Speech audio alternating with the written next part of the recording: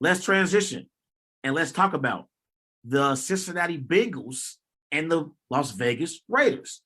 The Bengals beat the Raiders 32-13. For the Bengals, Joe Burrow, he went 20 of 29, threw for 148 passing yards, 1 touchdown. Joe Mixon had the best game of the season for himself, 30 carries, 123 rushing yards, 2 touchdowns.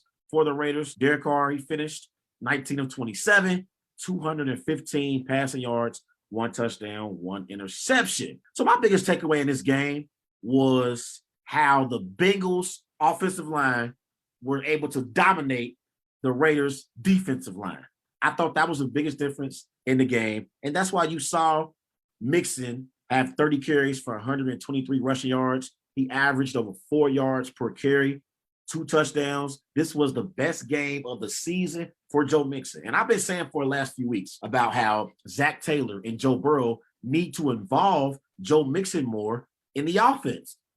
We are getting close to that point of the season where it's getting cold outside and you're not going to be able to throw the ball all over the yard with Joe Burrow. I know the Bengals have so many weapons to distribute the football to.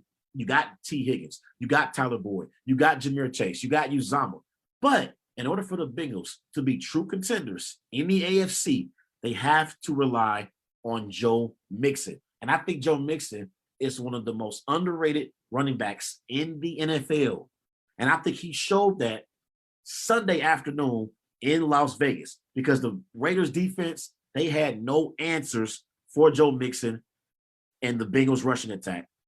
And I thought that was a difference in the game. I really, really feel that way. Like, I thought that the Bengals were able to win at the line of scrimmage. And I want to give the Bengals O-line credit. Center Tre Larkins, left guard Quentin Spain, left tackle Jonah Williams, right guard Hakeem Adelai, and then right tackle Riley Reif. I want to give them all credit for this Bengals win because they opened up running lanes for Joe Mixon to run through, and that's exactly what happened. And that was the biggest difference in the game for me. I don't think that Joe Burrow played great. Like, I thought they actually struggled protecting Joe Burrow in this game. They gave up 3 sacks. So they didn't protect Joe Burrow in the passing game, but they did open up running lanes for Joe Mixon in the running game, and that was the biggest difference in the game. And I think that's going to be an important factor for the Bengals as we get later in the season. Establish a running game with Joe Mixon. You don't have to rely on Joe Burrow to drop back to pass 40 or 45 times a game. You have a very, very underrated running back in Joe Mixon who you can hand the football off to, and he can get you yards on the ground, and that can help you set up the pass for Joe Burrow to be able to throw the ball to T. Higgins, Tyler Boyd, and Ja'Marr Chase. Also, in this game, I thought the Bengals' defensive line dominated the Raiders' O-line. Hubbard, he had a great game, 3 tackles, in this game. I thought Hendrickson, he created some havoc up front as well. And I thought Von Bell in the secondary for the Bengals, he did a great job against the Raiders receivers. I want to give that Bengals defense some credit because I thought they contained Derek Carr. And I think Derek Carr is one of the best young quarterbacks we have in the NFL. But offensively, the Raiders were not clicking on all cylinders like they normally are. And I got to give some credit to that Bengals defense. The Bengals defense, they held the Raiders passing attack to only 206 passing yards. And I thought that was impressive. But what's even more impressive was how they contained Jacobs in the running game. 9 carries for 37 rushing yards. Kenyon Drake, he came in 5 carries, 23 rushing yards. So I thought the Bengals up front did a great job at stopping the run. And I thought they contained the Raiders offense overall yesterday. And I thought that was the biggest difference in the game on the defensive side of the ball for the Bengals. So offensively, they ran the football at a very, very high level with Joe Mixon. And defensively, they stopped Josh Jacobs and Kenyon Drake from having great games. And I thought that's what frustrated Derek Carr in this game and overall frustrated the Raiders offense. And that's why you saw the Raiders offense only have 278 total yards on the afternoon. Also in this game, the Bengals dominated time of possession. And that's what you want to do if you want to win football games in November, December, and January. You want to be able to dominate time of possession. Look at how the Colts dominated the Bills yesterday in Buffalo. Like, you have to be able to dominate time of possession. Bengals won time of possession yesterday, 37-22. So they had the ball most of the game, and they were able to get first downs, 23 first downs on the afternoon, keep the chains moving, and keep Derek Carr on the sideline and have the Raiders out of rhythm when they do get back on the field. When you're sitting on the sideline and you're not in the game, you get out of rhythm and you're not able to put together long drives because you've been sitting on the sideline for multiple minutes at a time. And I thought that was the difference in the game. Bengals being able to dominate time of possession. And I just thought it was a great performance overall from Zach Taylor as a play caller and the Bengals offense as an entirety, because they were able to dominate the line of scrimmage. So I want to give them a lot of credit from that standpoint as well. And like I said, them improving to 6-4 in the season, it was a big time win. Big time win. They had just lost 2 straight going into the bye last week. They had lost to the Jets when they gave up 34 points, lost to Baker Mayfield and the Browns where they gave up 41 points. So I felt like the Bengals defense needed this type of performance as well. And the team needed a win in order to position themselves to have an opportunity to make the playoffs. You can't fall to 5-5 and expect to be a playoff team. Now, after losing 3 straight games, what's going on with the Raiders? I'm going to talk about the Raiders for a second. I think right now, the biggest issue for the Raiders is defensively, they're playing terrible. Their last 4 games, they've given up 20 points or more. In week 9, they gave up 23 points to the Giants. In week 10, they gave up 41 points to the Chiefs. Yesterday, they gave up 32 points against the Bengals.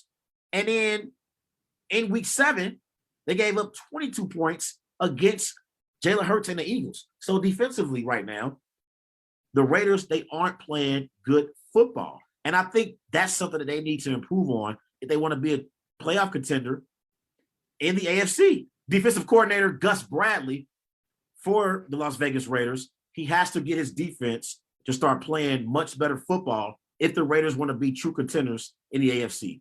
I remember earlier in the season, the Raiders were playing some good football defensively. You remember during the beginning of the season, they started off 3-0 to start the season.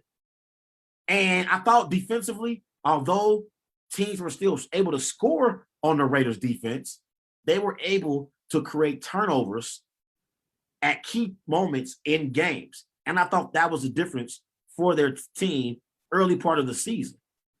So, overall, I think the Raiders defense has to improve. You got on their defense, Denzel Perryman, he had 9 tackles yesterday. Abram, 6 tackles yesterday.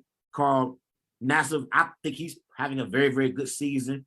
He had 4 tackles yesterday. So they have the personnel to be able to get key stops. This team's strength is their offense, but they have the defensive personnel to get key stops at key moments. Do I expect the Raiders to be a top 5 team defensively? No. But I do expect Gus Bradley and his team on the defensive side of the ball to get key stops at key moments and be able to create turnovers. When you don't have a great team defensively, the best chance that you have at being able to win games is winning the turnover battle. And they're not even doing that right now. They're not even doing that. Now, I know yesterday the Bengals did have 3 fumbles, but overall, the Raiders defense has to improve. They got to get better and play some better defense in order for the Raiders to be true contenders in the AFC. I think Derek Carr is a quarterback you can win with. I think they have what it takes offensively to be a team that can put up points. I like Josh Jacobs in the backfield. I like their receiving core. They've got Deshaun Jackson as a deep vertical threat for them. I like their tight end and Darren Waller, who arguably is the best tight end in the NFL, right alongside Travis Kelce. But Darren Waller is a big-time weapon in the Raiders offense. Also, Hunter Renfrow. I like him as a solid receiver who Derek Carr can rely on in the offense. So I think they got some weapons offensively who they can throw the ball to. I just think defensively they must improve. Now let's talk about their playoff chances real quick.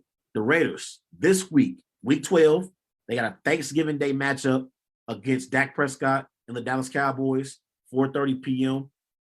Going to be an interesting game for the Raiders.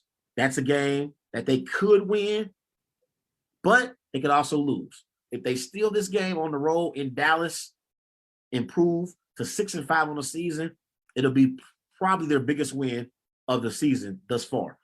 But then week 13, they're home against the Washington football team. I would favor the Raiders in that game. Week 14, they're at Kansas City. The way Kansas City is playing right now, I would say the Chiefs would be favorites in that game over the Raiders. Week 15, they're at Cleveland. That's a game that the Raiders could win in Cleveland. We don't know how the Browns are going to be playing at that particular time of the season. I know the Browns beat the Detroit Lions yesterday, but it is the Lions, and they only won 13-10. They should have dominated the Detroit Lions, but they only won by 3 points. Week 16, they're home against the Denver Broncos. That's a game the Raiders should be favored in and should win. Week 17, they're at Indianapolis. The way the Colts are playing right now, that's a game the Raiders could possibly lose. And then week 18, they're home against the LA Chargers to finish up the season. So, they got 7 games left. And if they can go down the stretch, I'll say they can go 5-2, then I think they'll have an opportunity to be a playoff team in the AFC. If they can finish 5-2 down the stretch, that will put them at 10-7 to finish the season. I think they'll have an opportunity to be a playoff team in the AFC. Only problem is for the Raiders, they're going to be a wild card team. I don't think they're going to win the AFC West. The way the Chiefs are playing right now, I think the Chiefs are the favorites right now in the AFC West. And I picked the Chiefs coming into the season to win the AFC West. So I think if the Raiders are going to get into the playoffs, it's going to have to be by a wild card. That's their only path to the playoffs.